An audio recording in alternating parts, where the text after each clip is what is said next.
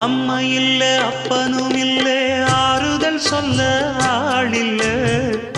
ஆசைப்பட்ட வாழ்வும் ஒண்ணு அவளுக்கு இங்கே சேரல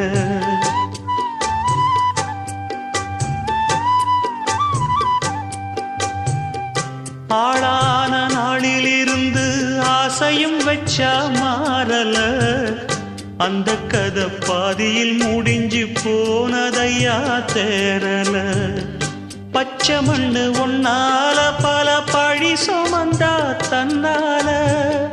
பாவம் பழி முன்னால வந்து படருதையா தன்னால